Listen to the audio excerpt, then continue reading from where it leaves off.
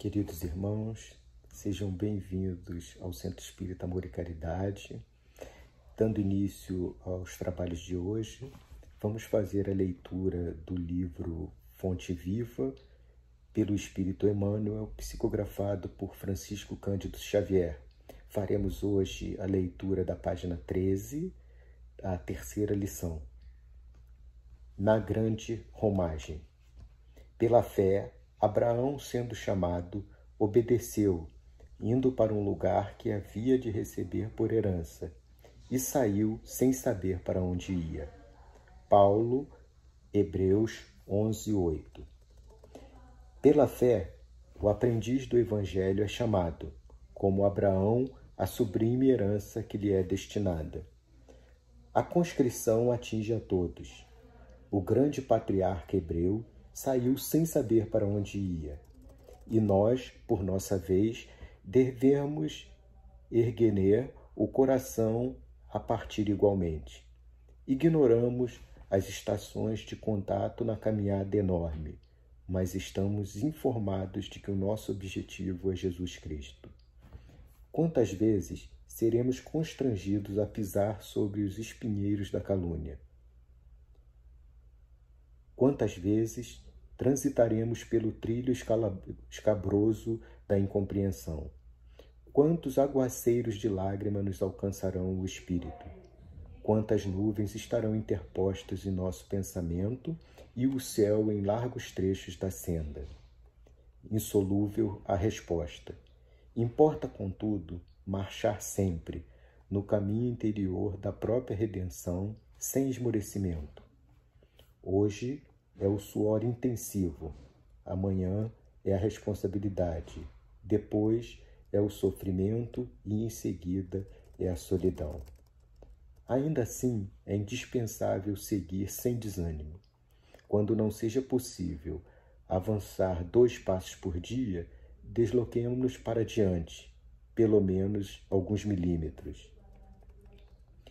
Abre-se a vanguarda em horizontes novos de entendimento e bondade, iluminação espiritual e progresso na virtude. Subamos sem repouso pela montanha escarpada, vencendo desertos, superando dificuldades, varando nevoeiros, eliminando obstáculos. Abraão obedeceu sem saber para onde ia e encontrou a realização da sua felicidade. Obedeçamos, por nossa vez, conscientes de nossa destinação e convictos de que o Senhor nos espera, além da nossa cruz, nos cimos resplandecentes da eterna ressurreição. Que assim seja, graças a Deus.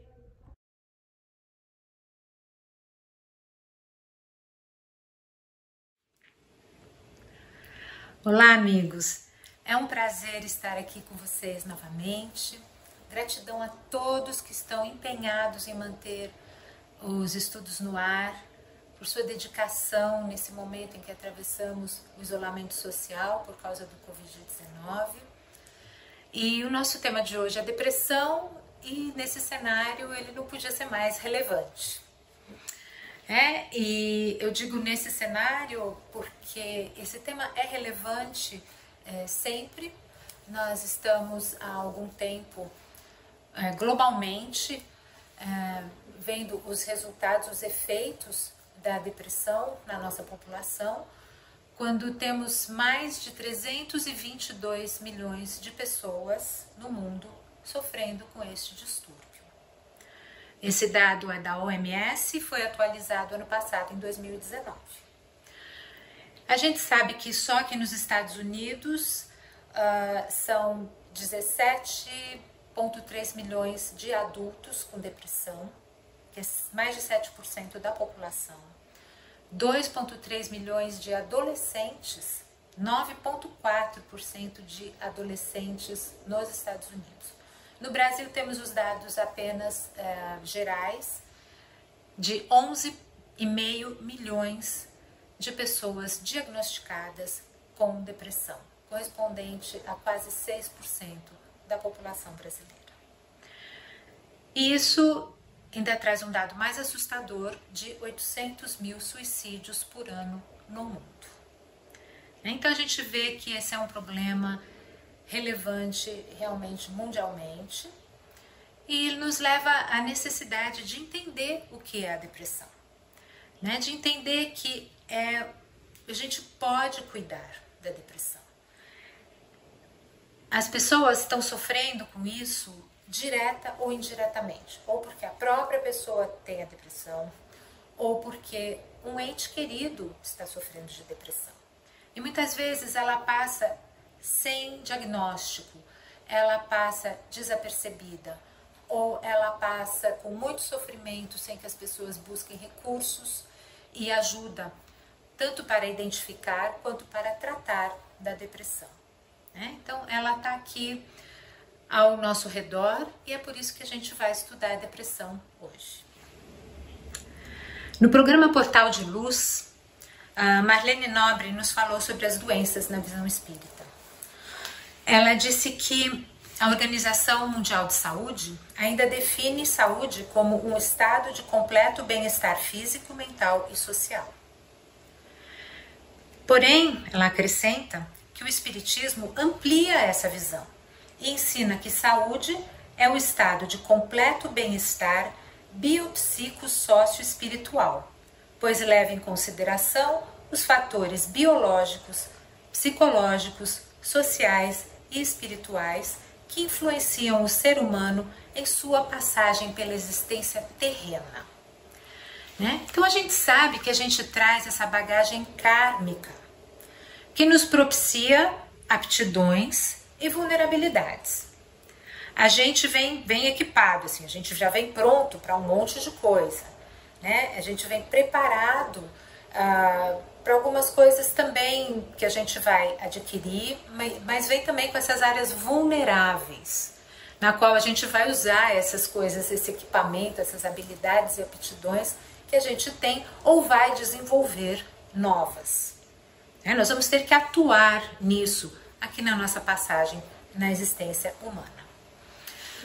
Há muitas dessas coisas, nós temos chamado de desafios, de doenças, de problemas, dificuldades e até mesmo de oportunidades, tanto de cuidar desses desafios, quanto de desenvolver novas áreas, de abrir novos caminhos, de adquirir novas aptidões.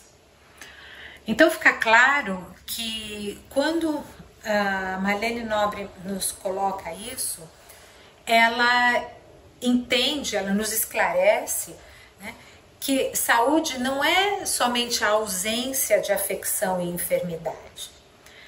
Não é um estado neutro, é um estado de bem-estar. Não é um estado de falta, é um estado de completude a ser conquistado. Então, a gente, com essa bagagem kármica, a gente vem capaz de criar este estado de saúde. Cuidar da gente é parte dessa tarefa encarnatória que a gente vem aqui cumprir.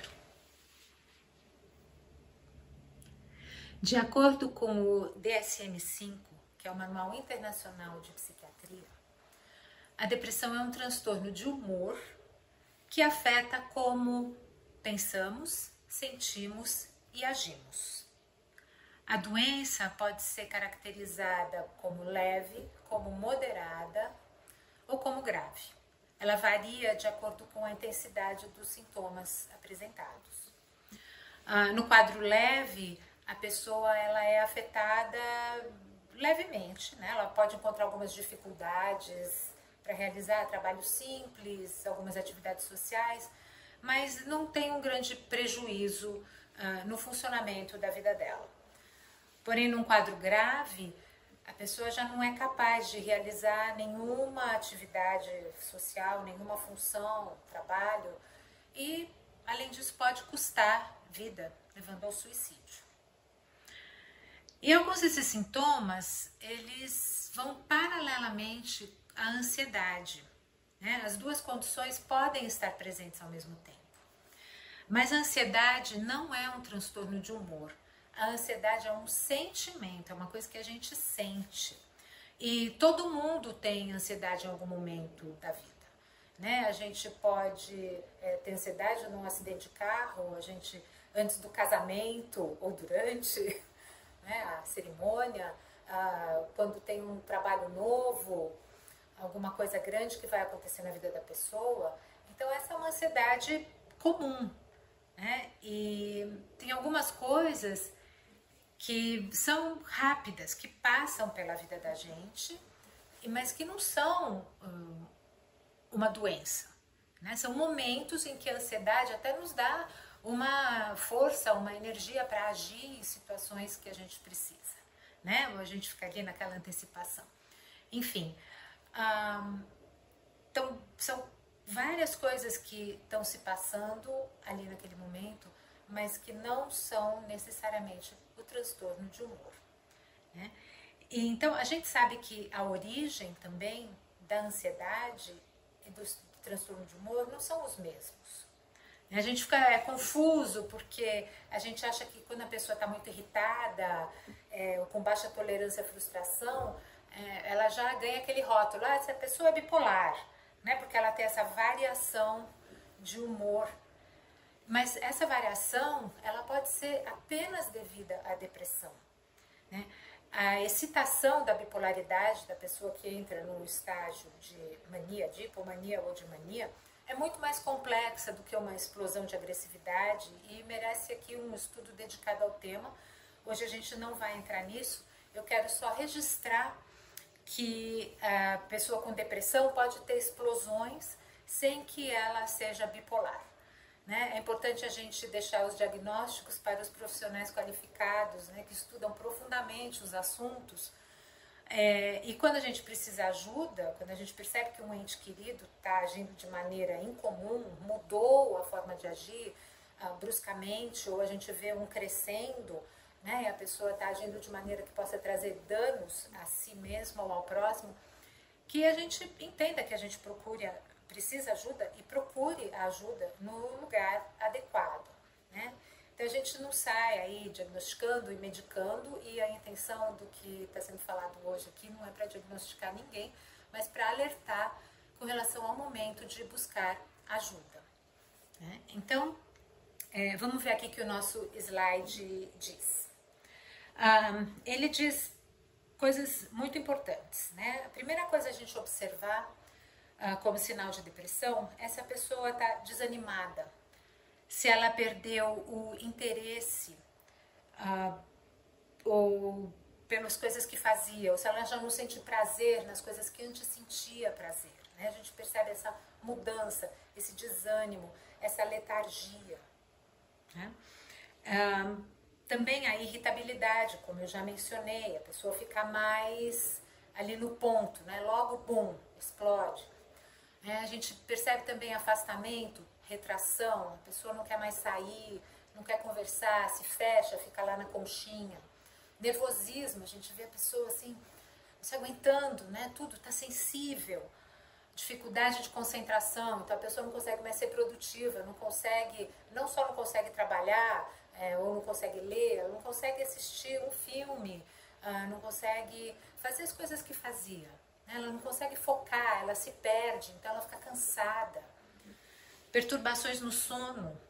Então aquele sono que a pessoa pode ter ou sono demais, ou sono de menos, ou acordar no meio do sono, então ela tem facilidade para dormir, mas acorda no meio da noite.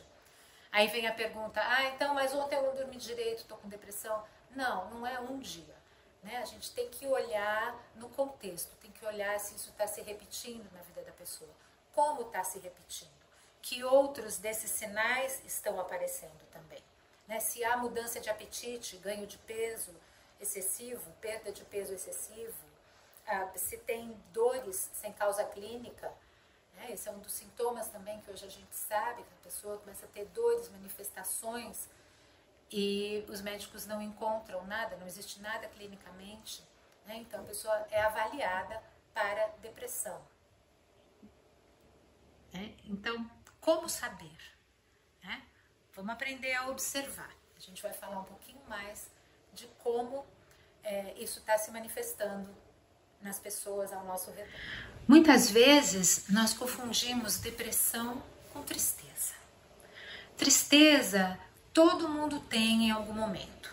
Todos nós vamos experimentar alguma dor, alguma frustração, seja quando a gente não vê os nossos sonhos realizados, quando a gente sofre uma paixão que não vinga, né? É tristeza, né?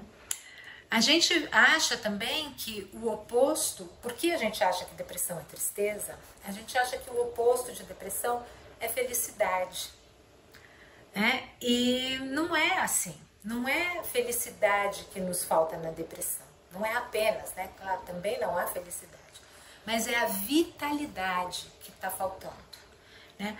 É a vitalidade que permite que a pessoa reaja, que a gente volte a ter a vontade de viver, a capacidade de viver, o vigor que é necessário para encarar a vida, né? Que a gente volte a ter a disposição para enfrentar a vida. Vitalidade, a gente tem aqui a definição no slide, é a característica do que tem vida, energia e vigor, né? Então a pessoa perde a energia. E como que ela perde a energia? São dois mecanismos principais, né? Ela perde se fechando. Ela vai se fechando, ela vai se afastando, ela vai se amando menos e ela vai se distanciando da fonte divina de energia vital, da natureza divina humana nossa. E também, dessa forma, ela passa a fazer um uso improdutivo da energia, né, do que resta ali. Ela fica presa num roda-moinho de desperdício de energia, com sentimentos de autocompaixão, culpa, lamentações. Ela fica presa no sofrimento e ela deixa de utilizar o potencial energético que vem desse elo de ligação com o amor divino, né? Isso, a gente tem isso para nos favorecer ao processo evolutivo. E quanto mais fundo vai indo nesse roda-moinho, mais a gente se afasta, né? Mais a vibração baixa e mais difícil fica o acesso da espiritualidade maior para atuar em benefício dessa pessoa que está vivendo esse sofrimento. Então, sentir-se deprimido é sentir-se se afogando, né? Então as pessoas falam que elas se sentem rodeadas de pessoas, mas tão só que não conseguem nem respirar, né? Fica aterrorizada, presa nesse pântano que é o que define uma depressão séria, né? A pessoa se sente desamparada, paralisada. Ela, ao seu redor, ela vê as outras pessoas, ela vê aquilo que ela não tem, a vitalidade, o movimento do outro, a vida, né? Mas nesse roda-moinho da desvitalização, ela vai crescendo uma raiva, né, pela inconsciência dos outros a respeito da sua condição.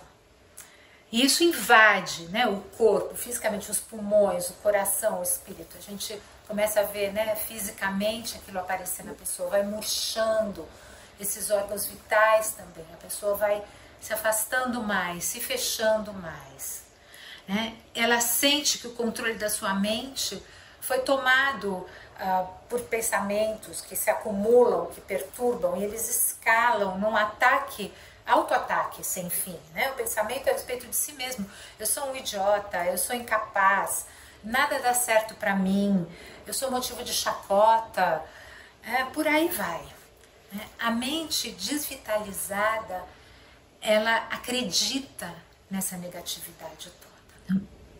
Na depressão, a sensação é de que, como se tivesse perdido alguma coisa, né? Que não faz ideia de quando ou onde teve aquela coisa pela última vez. Então, um dia a pessoa percebe que perdeu a si mesmo, né? Não se reconhece mais. O caso da depressão clínica A pessoa olha e fala assim, as pessoas me chamam pelo nome, reconhecendo alguém, se referindo a alguém que elas acham que conhecem. Mas quando eu me olho no espelho, eu vejo um estranho com expressão assombrada, sem esperança. Então, a pessoa, ela lembra de uma vez ter experimentado, né, antecipação, alegria, mas parece que essas emoções ocorreram assim numa galáxia distante, né, que nunca mais será revisitada, nunca mais vai voltar, né? Como se as lembranças felizes fossem de um filme que a pessoa assistiu, não algo que foi experimentado pessoalmente, né? Então, às vezes a pessoa, ela sabe que ela gostava de rir, mas ela já não encontra isso nela, né? Ao invés disso, ela quer dormir, ela quer ficar só, ela está desvitalizada, sem ânimo algum. Então a pessoa não se reconhece, os familiares não reconhecem e podem cobrar dessa pessoa algo que não está disponível nesse momento. E a gente cobra, né, da pessoa porque a gente quer que a gente quer se sentir bem com relação ao outro, né? A gente percebe que o outro está sofrendo, quando é alguém que a gente ama, dói na gente também o outro sofrer, né? Então, por isso, a gente está aqui identificando os sinais da depressão, entendendo como a pessoa se sente, e vamos visitar alguns mitos a respeito da depressão, né? Para a gente entender como a gente pensa. Então, um dos mitos é: depressão é resultado de falta de força de vontade. Será que alguém quer de fato estar assim? Que a pessoa não quer mudar? Eu acho difícil, né? Assim, e a gente ouve coisas assim, se acostumou com a própria miséria, né? Será que a pessoa não quer mudar? Ou que a pessoa não consegue mudar? Tremenda diferença, né? O outro é: depressão é sempre desencadeada por um acontecimento. E aí fica a coisa, né? Essa sensação de que tem que algo acontecer para entrar. Então, aconteceu alguma coisa? Me fala, o que aconteceu? E não é por aí. O nosso corpo, ele entra em desequilíbrio químico. O nosso humor, ele fica mal adaptado. É um desajuste na adaptação química do humor, fisicamente. Aí temos: depressão não é uma doença real. Tá, vamos tratar, né, com banalidade, dizer que é frescura. Tremendo desrespeito à dor do outro fazer isso, né? Dizer que não existe depressão, que não é real.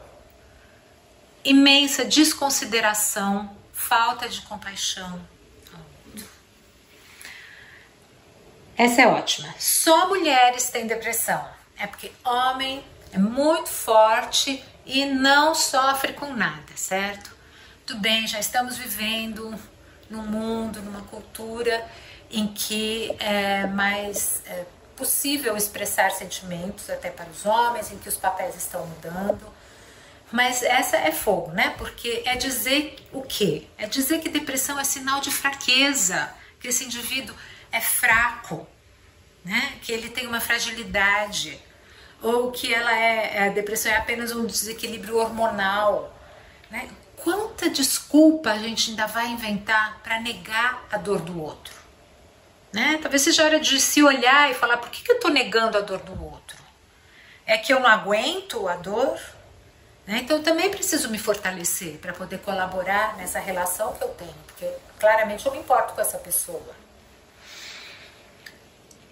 Aí a próxima que temos aqui é: depressão é falta de fé. Quem somos nós para julgar a fé do outro? Quanta arrogância tem em dizer isso? É se sentir Deus, é se colocar no lugar de julgar alguém. Esse não é o nosso lugar. A gente não sabe da dor do outro e muito menos da fé do outro. Aqui, uma dieta saudável resolve a depressão. Puxa, uma dieta saudável ajuda muito. Com certeza, uma dieta não saudável piora muito qualquer estado de falta de saúde, né? Mas a gente não pode simplificar a depressão e reduzi-la a um estado físico, né? A gente sabe que tem muito mais que isso envolvido na depressão e que precisa mais do que, é parte do tratamento da depressão, um estilo de vida saudável, que inclui alimentação saudável, inclui atividade física, inclui relacionamentos saudáveis. E para ter relacionamentos saudáveis, muitas vezes a gente precisa da ajuda de terceiros, de amigos, de profissionais, da comunidade religiosa, enfim. E aí vem a pérola: antidepressivos alteram a personalidade, né? E aqui há muita controvérsia a esse respeito, né? A gente sabe que a medicina foi trazida para a gente pela espiritualidade e que quando ela foi trazida para ser bem utilizada, a gente que utiliza mal, né? Então, quando a gente percebe um quadro de depressão e a gente vai ao clínico geral e ele fala, olha, é depressão, precisa tomar um antidepressivo e tal, sabedoria indica que a gente deva procurar um profissional especializado, né? Então eu não vou ao dentista que faz limpeza e faz uma obturação a outra e vou pedir para ele tratar o meu canal. Não, ele indica um profissional especializado em tratamento de canal.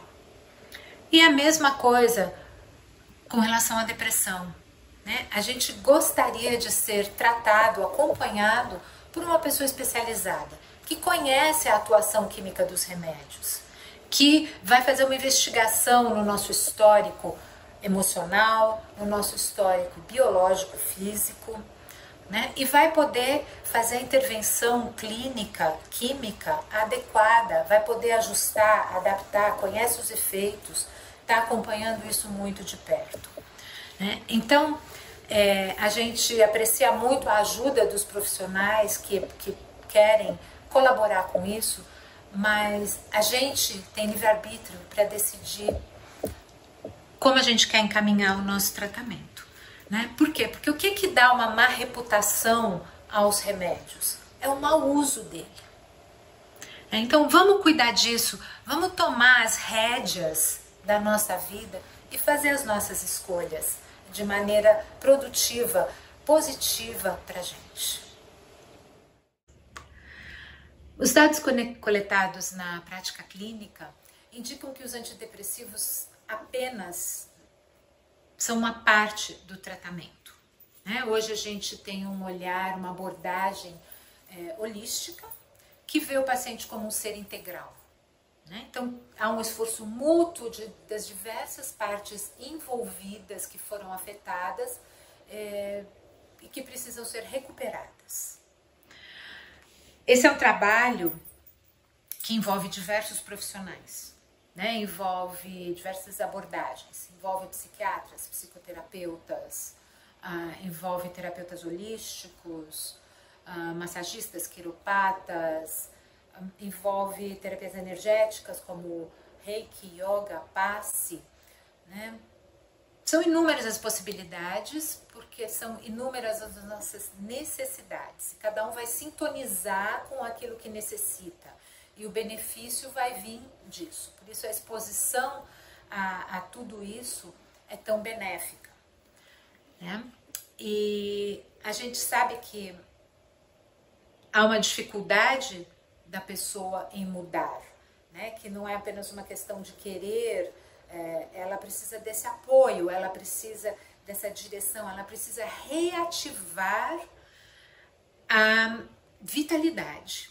E às vezes, para fazer essa reativação, apenas o envolvimento dos familiares, dos colegas de trabalho, da comunidade, da rede, toda a rede social, viva ou virtual da pessoa, né, a comunidade religiosa, a prática, a proximidade com Deus, às vezes ela é suficiente, mas às vezes a pessoa precisa da medicação para tirar ela daquela estagnação. E aí todas essas outras coisas estão sendo oferecidas também, e a pessoa vai se envolvendo e ela atinge um patamar em que ela começa a sair da medicação.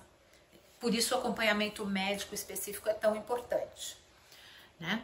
Então, por quê? Porque aí a gente estava falando, né, dessa má adaptação química, desse desajuste, né, que holisticamente a gente consegue endereçar todas as possibilidades, né? Esse entendimento de que a parte afeta o todo e vice-versa. Então, é essa composição. Quando a gente nega o uso da medicina ou de qualquer um desses recursos, dessas ferramentas que nos foram dadas, a gente está cometendo um ato de negligência. E a gente não quer isso aqui na nossa mochilinha kármica, né? Então, é por aí. A gente sabe que a depressão é real, que ela não discrimina, ela afeta ao outro, a nós, a homens, mulheres, crianças, adultos, adolescentes, idosos, em qualquer lugar do mundo, né? E que nada de especial precisa acontecer para desencadear um processo depressivo, que não é um sinal de fraqueza, de jeito algum, é uma adaptação química emocional, que é a falta de vitalidade, que pode ser confundida com falta de vontade, mas que estar em estado depressivo não é prazeroso e nem à vontade de ninguém. Que coisas isoladas, como apenas uma dieta saudável, apenas o estilo de vida saudável, apenas o envolvimento religioso, ajudam, claro, são muito positivos, mas não separadamente, unicamente, não são suficientes, né? Ou se forem, vão levar um tempo enorme, vão estender o tempo de sofrimento envolvido no processo depressivo, né? E que o processo holístico, ele ajuda, né? Ele envolve, mas ele não se limita a essa reconexão com a força criadora que apresenta os melhores resultados no tratamento, né? E aí, após esse estudo que a gente está fazendo aqui hoje, fica bem difícil ainda se manter atrelado ao estigma e a esses mitos com relação à depressão. Agora que a gente já viu o que é depressão, quais são os sinais e os mitos, né, as coisas, as nossas concepções que a gente tem que superar, perder os preconceitos, né, não usar mais a desculpa de não vou cuidar, porque é negligência não cuidar, né? A gente não tem a desculpa de ser eu ignorava, eu não sabia, né? A gente está aqui estudando e está aprendendo, está vendo como é que é. Então essa desculpa não tem mais. Então vamos ver outras coisas também, né? Ter um pouquinho de tato e habilidade para falar com as pessoas que estão passando por um período de depressão. O que dizer? Então dizer, você não está só. Está lá pertinho da pessoa. Você é importante para mim. Quer um abraço? Sei que agora a gente tem que oferecer um abraço de longe, mas a gente está aí dando abraço por telefone, dando carinho, né? Dando o nosso tempo para as pessoas via internet. Dizer para a pessoa, você não está enlouquecendo. Né? Ela está sofrendo, ela está com depressão, ela não está enlouquecendo. São coisas diferentes. Dizer, eu te vejo e eu te escuto. Validar o que a pessoa está trazendo, está vivendo, está passando, está sentindo. Quando estes sentimentos se forem, continuarei aqui. Eu não vou te largar porque você está passando pelo que você está passando. Continuarei aqui com você. Eu não sei como se sente, mas eu ofereço a minha compaixão Que presente lindo para dar, né? De amorosidade. Não vou te deixar nem te abandonar. Palavras claras, diretas, simples, garantindo a nossa presença. Você não está só. Eu te amo. Só diga isso se for verdade. Eu sinto muito pelo que está passando. Estou do seu lado e vou cuidar de mim para que você não se preocupe comigo. Né? Essa é tão importante porque a pessoa não quer ser um fardo na vida dos outros. E isso piora a condição dela. Quando a gente diz, eu seguro a barra, alivia esse peso que a pessoa está se colocando. E o que não dizer? Qual o motivo de sua tristeza? Tem gente em situação muito pior que a sua. Ai, não sei de que tamanho é sua dor. Tem gente que aguenta coisas terríveis, outros não aguentam. Como é que eu posso avaliar? E como é que eu posso desmerecer a dor de alguém dessa forma? Falar assim, olha, quem falou que a vida era fácil? Né? Não tá aguentando? Peraí. Né? Como é que eu te ajudo? A postura é da gente ajudar a pessoa e não de desafiá-la. Né? Falar você é fraco. É isso que está implícito aqui. Pare de ter pena de si mesma. A gente até pode identificar que a pessoa está tendo pena dela mesma. Né? Mas não ajuda a pessoa a gente esfregar isso na cara da pessoa. Ajuda se a gente valorizar a pessoa, se a gente ver qualidades na pessoa, se a gente se prontificar a ajudar a pessoa, porque ela vai ver que ela tem valor. Alguém se importa com ela. Está deprimido ou deprimida? Mas você não foi sempre assim? Então assim, é quem você é. Poxa, se isso é quem eu sou, aí que eu não vou acreditar que eu vou sair dessa mesmo, né?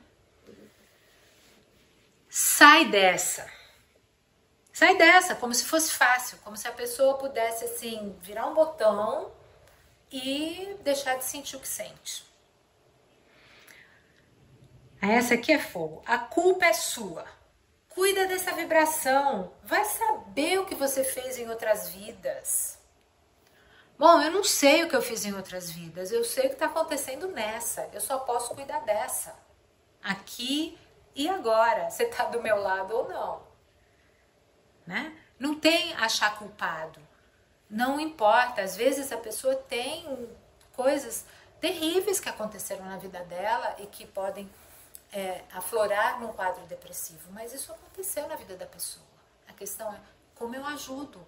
Que parte eu tenho no presente dessa pessoa que possa atenuar essa dor. Nem que seja ficar quietinho ali do lado, só para a pessoa saber que a gente está ali do lado. Sei como você se sente. Fiquei deprimido uma semana após quando sei como se sente. Fiquei deprimido uma semana quando meu cachorro morreu. Ok. A gente nunca sabe como o outro sente, porque cada um sente de um jeito. Sentir é uma coisa que é única, individual, a gente não consegue nem descrever, a gente pode pôr em palavras, mas não compartilha o que é o sentimento para um e para outro. E outra, comparar o tamanho do sentimento, né, a um evento que aconteceu na vida da gente também fora do contexto. Não ajuda, não colabora, minimiza a dor do outro. Sua depressão está afetando todo mundo aqui. Isso. Joga mais culpa, mais responsabilidade na pessoa. Se você sair e ver gente, isso vai passar. É que a pessoa vai sair e ver gente, a pessoa está sem vitalidade, ela não tem vontade de nada. Ela quer se esconder, quer ficar debaixo do cobertor. Fica se anestesiando, assistindo televisão o dia inteiro, ou na internet o dia inteiro. Né? também é uma das formas. A pessoa sai da própria realidade, da própria vida e entra nessa vida externa, nesse mundo da fantasia, né? Que nós temos inúmeras oportunidades hoje de fazer isso. E a melhor é essa. Você já tentou um chazinho de camomila? É como se fosse simples assim. Lindo. Leva um chazinho de camomila para a pessoa. É um carinho. Faz um carinho nessa pessoa. Aí sim. Então vamos ver como é que o Espiritismo ajuda na recuperação da depressão, né? O Espiritismo favorece o entendimento da doença quando informações sobre a existência são devidamente interpretadas.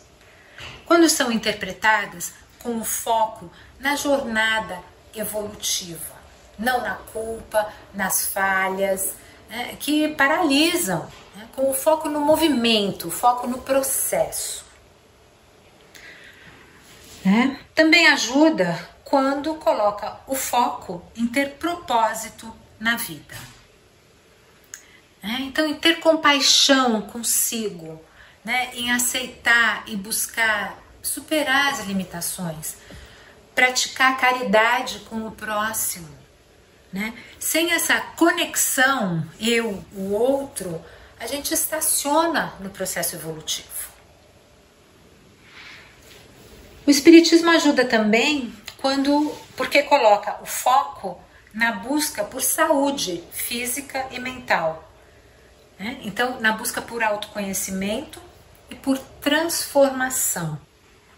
Então, é através do estudo das interações sociais familiares, né, da busca pela resolução de conflitos, né, pelos entendimentos, pela superação das tendências limitantes, pelo resgate de relacionamentos que estão abalados, né? Isso é fundamental. O Espiritismo ajuda também porque cria oportunidade de vida em comunidade, né? Oportunidade de apoio mútuo, de viver os desafios trazidos pelos relacionamentos na comunidade, né? De viver em hierarquias, de buscar o seu lugar no grupo, de formar uma identidade dentro desse grupo, né? Então, de assumir trabalhos, de encarar alguns desafios, né? Isso é muito bacana. E o Espiritismo ajuda porque foca no estudo, na oração e na relação com Deus. Então, assim, né? Essencial. Essa parte é a que abre tudo, que redefine essa conexão com aquilo que havia perdido, com a energia vital, com o entendimento desse amor maior que nos ajuda, que nos habita, né? Então, quando a gente definiu saúde no início dessa apresentação, né, a gente falou que entendia que saúde não é somente a ausência de afecções e de enfermidades, né, mas que não é um estado neutro, que é um estado de bem-estar. Não é falta, é uma completude, um estado de completude, de integração a ser conquistado. Então eu espero que este estudo de hoje te ajude a identificar a depressão em si ou nos seus entes queridos e que dê motivação a buscar ajuda. A gente não está só. Muito obrigada pela sua atenção. Fiquem com Deus.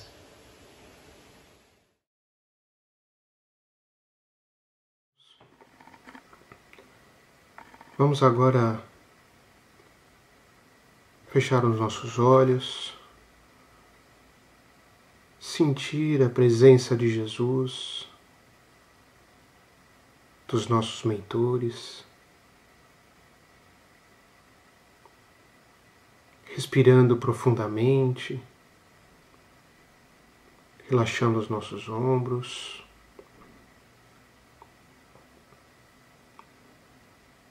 sentindo o amor de Jesus, enchendo os nossos corações e as nossas mentes, agradecendo por essa oportunidade bendita e aproveitando o momento, vibrando para os nossos lares, vibrando para a nossa cidade, nosso estado, nosso país e o mundo inteiro iluminado. O mundo inteiro iluminado pela luz de Jesus.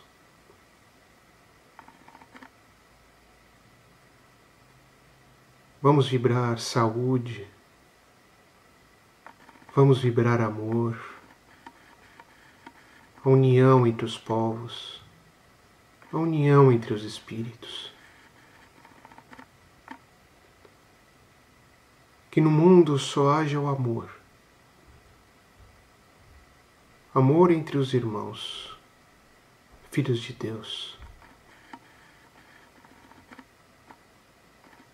Que possamos encher os nossos lares dessa luz amorosa do Divino Mestre.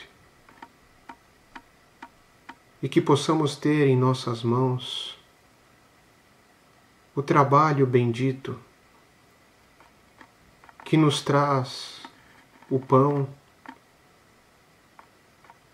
e que pode ajudar a outras pessoas também. Que possamos levar a todos os nossos familiares,